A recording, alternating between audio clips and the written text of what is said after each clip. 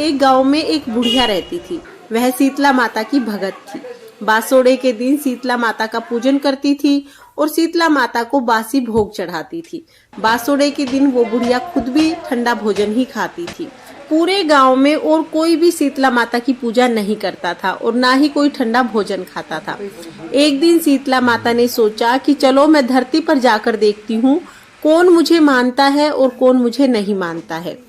यह सोचकर शीतला माता धरती पर उसी गांव में आ गई। गांव में आकर शीतला माता ने देखा कि सभी के घर में खाना बन रहा था। कोई भी बासोड़ा नहीं पूज रहा था और कोई भी शीतला माता का पूजन नहीं कर रहा था। शीतला माता ने गांव की बहुत सी औरतों से कहा कि मेरे सिर में बहुत जुएं हो गई हैं, जुएं निकाल दो। लेकिन सभी ने शीतला माता को कहा कि हमें खाना बनाना है, हमें देर हो जाएगी।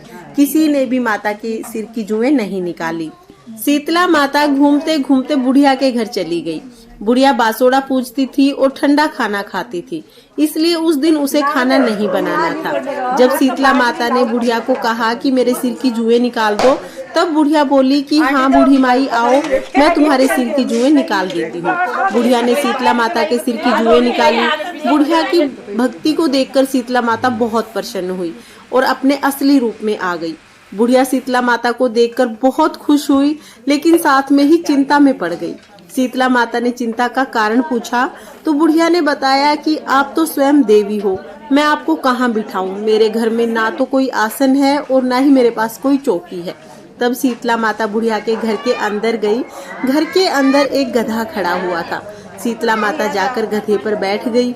एक हाथ में झाड़ू लिया और दूसरे हाथ में कलश ली और बुढ़िया के घर का सारा दलिद्र कलश में भरकर ले गई। साथ ही बुढ़िया को बहुत सारा अन्न धन देकर चली गई। शीतला माता क्योंकि गांव वालों पर बहुत ज्यादा क्रोधित थी, इसलिए शीतला माता के प्रकोप से पूरे गांव में आग लग गई। पूरा गांव जल गया, परंतु बुढ़िया की झोपड़ी नहीं जली। जब राजा को इस बात का पता चला तो राजा ने बुढ़िया को बुलाया और उससे उसके घर के ना जलने का कारण पूछा। तब बुढ़िया ने बताया कि मैं शीतला माता की पूजा करती हूँ।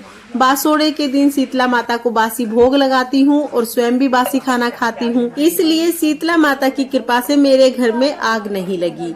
गांव में कोई भी बासोड़ा नहीं पूजता है और शीतला माता को नहीं मानता है, इसलिए सभी के घर जल गए। राजा ने सारे गांव में ढंढोरा पिटवा दिया कि आगे से सभी शीतला माता का पूजन करें, सभी बासोड़े के दिन ठंडा खाना खाएं।